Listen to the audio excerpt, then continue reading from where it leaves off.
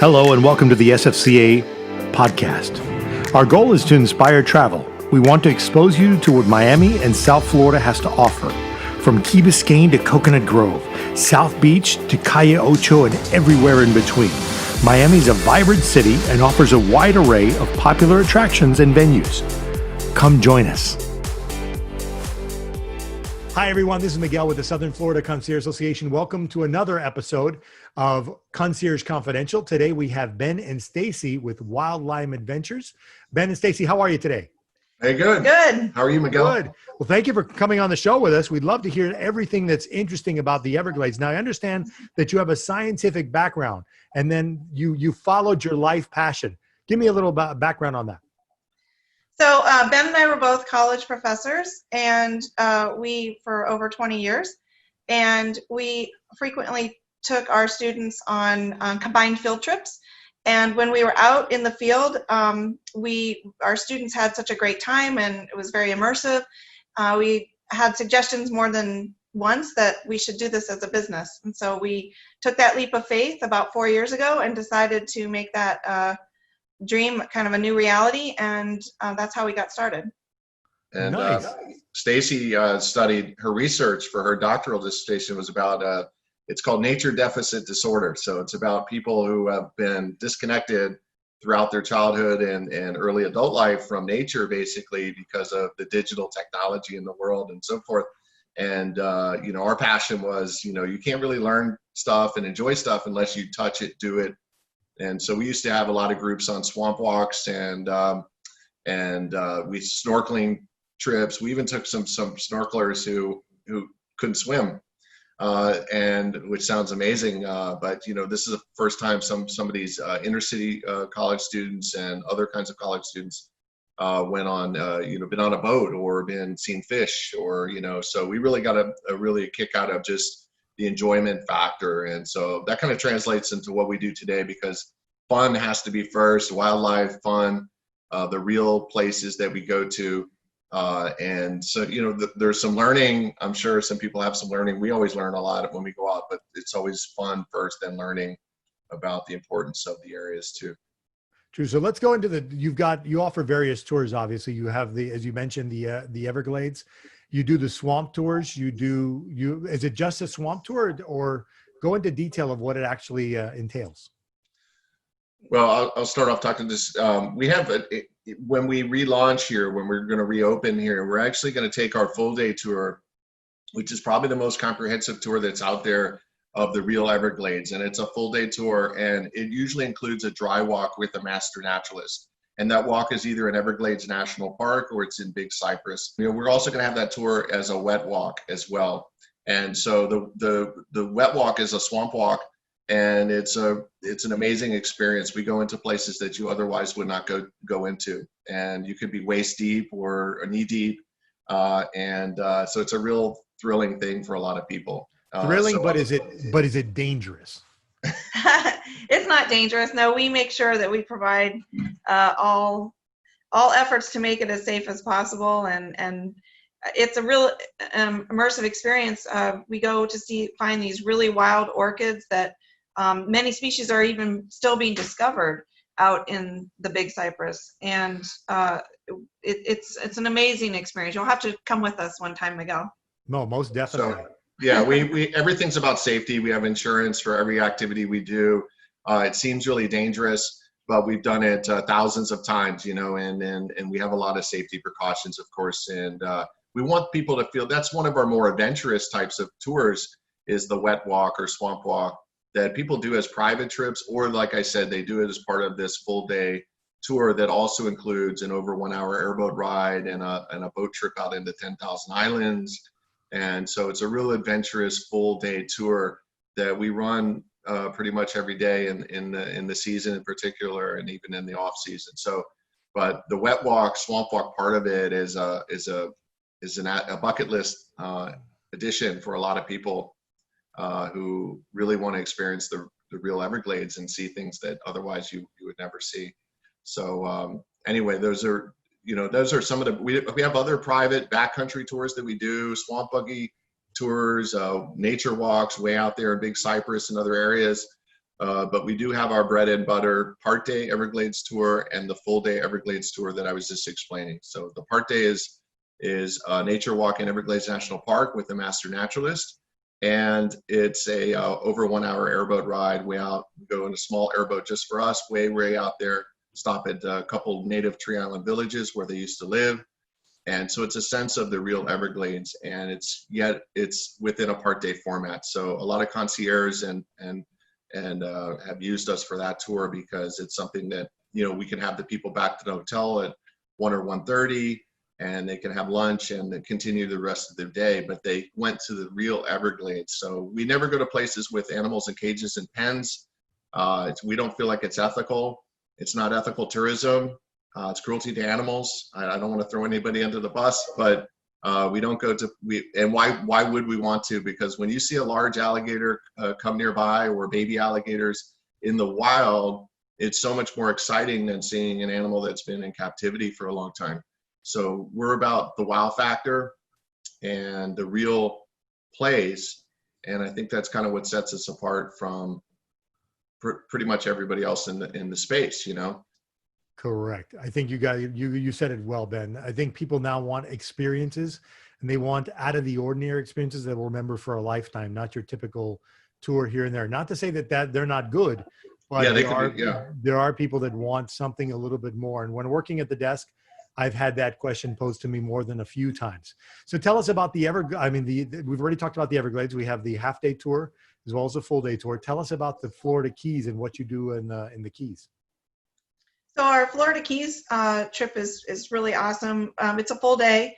We pick you up and take you down to the Upper Keys, and we start the day by going out on either a kayak. You can choose between a single kayak, a double kayak, or a stand-up paddleboard. Go out with a marine biologist, and we explore the tidal flats, and we go out to a mangrove island. And then we go back into a really awesome tidal creek, which is kind of a disappearing habitat in South Florida because of development. And we get to see this very rare habitat and look for awesome creatures like rays and sharks and manatees. We usually see manatees. There's even been a crocodile spotted in the tidal creek where we go. And that is the morning portion. Then we have a really awesome lunch, local, an order off the menu lunch. And then we go out onto a 4.5 hour snorkel trip to 2 different locations on the coral reef. Again, with the marine biologist helping to identify the fish. The people can choose whether they want to swim with the biologist or they want to go off on their own and explore. And then we come back. So it's a really full day. All things marine life are accomplished on that trip. Perfect. You said the Upper Keys. So is that what, Isla Mirada, Key Largo, around that area?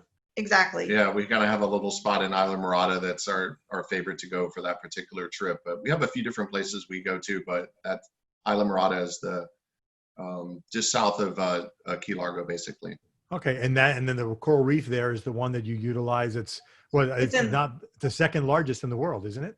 It is. Yeah. It's the third largest. Yeah. Third largest. The first being the Great Barrier Reef. Second being the reef off of the Mesoamerican reef off of Belize. Okay. Yeah, and then we have the third largest. But yeah, we go out into the National Marine Sanctuary. Nice. Now I'm a bit of a chummer. I don't have sea legs, and boats and that water is a little bit tough for me. So generally, is it a very placid tour where those that are a little bit motion sick will be fine, or? Yes, and we're very cognizant of that, and we make sure that if the weather's at all rough, we make sure we offer alternatives, either changing the date or whatever. But we make sure that everybody's as comfortable as they can be, and it's usually flat, especially in the summertime.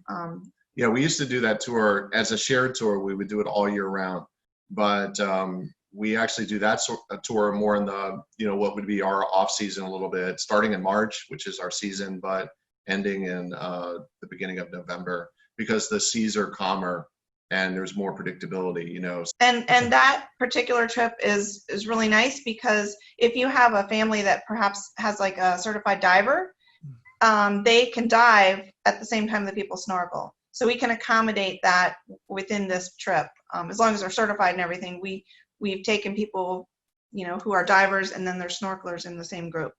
Nice. Okay. Do you do any wreck diving as well? I personally, I've become a very fair weather diver. I used to dive deep, but I think since having my kids, I've been very cautious. If somebody wanted to do wreck diving, we would definitely hook them up, but I'm not going to be accompanying them. I'm 60 feet and less. I'll be your guide. Gotcha. And direct dives are what, 200 plus or? Yeah, probably upwards of 100, 80 to 100. Yeah. Okay. Our diving groups that we take are usually, 70, 80, 90 feet at the most. But, we have contacts that we can make arrangements for people to go deeper. Stacy's a nitrox certified diver and, all that. But in these days, we kind of keep it to where we can take our kids. Well, there's more stuff to see. 60 feet and less, you can stay down longer. That's my True. That's now, my philosophy. One question that I always get, and I want some clarification. If somebody's not PADI certified, they cannot go diving right off the bat. They have to go through the certification process, correct? Right. Or they could do a resort course, and we have a great facility for that. We do a resort course. They go through all of the, gear exposure, and they do time in the swimming pool in the morning, and then we go out diving in the afternoon. So it's great. So it could be done in one day. Yeah, absolutely. Do the certification and off you go to dive. Yeah, exactly. That's a resort certification. Yep. Any difference when you say resort certification? Is that different than a regular PADI license? Yeah. So for the PADI, they have to do book work. They have to pass a test, which they can do ahead of time and then come down, and then they have to do 2 checkout dives in open water. So that is probably more feasible to do over a 2-day span, to be honest with you. Okay. If they've done their book work ahead of time. Okay, so you've got the resort dive and then you've got the PADI. So 2 different, but it can be done in one day. Yeah. Excellent. So now my most important subject, unfortunately for me though, food. What would you? What are the typical food fare that you would find in the Everglades and in the Keys that if it's a must? If you've never been here, obviously we've got the alligator. What else do we have? In the Everglades, there's not much out there, man. I'm telling you, you got to get all the way to Everglades City to find a restaurant. We've always taken our customers for lunch at Havana Cafe in Chokoloskee. It's the best quality food and the best service, and it's owned by a husband-wife who are wonderful people. And so we hope all those small restaurants come back and survive this time period because it's a small place too. So you got to wonder how these places are going to fare in our new normal that is breaking out. But, True. We have our own new normal that's going to be developing, with the transportation part of our tours. We're going to be limiting the number of people who can go on the shared tours to 8 people. Normally our Sprinter vehicles fit 13 or 14 people per vehicle. And we are going to be encouraging some people who can meet us at a meetup location to do so. And we're going to be following all the CDC guidelines for the transportation parts of our tours. We do have tours where people meet us and go for nature walks and experiences. Listen, once you're out on a kayak or a nature walk or anything out in nature, that's the safest place for us to be, is out in nature. It's social distancing galore out there. So all of our tours are really geared for that. But the transportation part, we're going to, I don't want to go into every detail about all the cleanliness aspects that we are going to be implementing. And we do have a permit with the national, we're, I think, one of a few companies only in South Florida to be able to lead tours in Big Cypress National Preserve and Everglades National Park. We have a permit to lead those kind of tours in those places. And they're going to have guidelines that they're putting out here very soon, I think any day, to kind of instruct us to make sure that we're doing everything that we should be doing. Besides providing these eco bottles where people, have a little gift from us. So we don't use the plastic water bottles, which are bad for the environment, and other little things. We provide, drinks and snacks and everything as part of our tour. So I do want to mention too, if I have enough time, is that we have our new website's coming out in about a week, and it's going to have a full list. Our old website was kind of limited in what it told you. But it's kind of a full list of not just the part-day and full-day tour, but all the backcountry and private tours that people could arrange. So it's a nice, easy thing for concierge to use too, because they can just quickly look up some of the things that we do. But one of the other things that we're beginning to do is partner with some other companies. We also have some city and cultural tours, believe it or not. I know everyone thinks of us for eco tours that we have done in the past already, but we're going to be doing more. And so we're partnering with a few people that other, our competitors in the tour business, to provide other kinds of tours as well, and to sort of cross promote each other's tours. So we've already partnered up with a couple of them, and I think we all kind of have to stick together and help each other out in this time. So it's one of those things that I think is really going to be important. So yeah, we reached out just to see how everyone was doing, and to get everyone's feedback to see about future reservations, and we decided to kind of have this alliance, which is very, I think it's something hopeful. We've already gotten a couple bookings too for later in the summer, which was really encouraging when those came through. I was very surprised with that. Optimistically, I feel like we're going to be okay, We will. As an industry, yeah. I think so. I mean, we've got an attractive place. We've got the Everglades, we've got the Keys, we've got South Beach. Florida overall is probably one of the most attractive spots in the United States. Now, question, going back to the COVID and the animals, and I know you haven't conducted tours over the course of the last few months, but you've been out to the Everglades. Have you seen a difference in the environment and the animals and so on and so forth, positive or negative? I think anecdotally, yes. I've seen, it seems like the wildlife has been very abundant. We've done some hikes. It just seems fresher. I don't know. But along the beach, I've read some scientific data that the sea turtle nesting is up significantly. The beaches are a little bit cleaner, just from less human use, plastics and so forth. So I think anecdotally that there's definitely been a positive impact to us being inside. Yeah, nature's had a break from people for a few months, and I think that helps. But we would want to pay attention to budgeting for some of these places, because some of these places rely on funds to keep them protected and to keep them safe. And so that's something to kind of keep an eye on in the future if they have the budget, because this economy is going to hit every aspect of society. So we just hope that they stay protected. Definitely. Thank you very much. You've been a wealth of knowledge. Ben and Stacy from Wildlife Adventure Tours.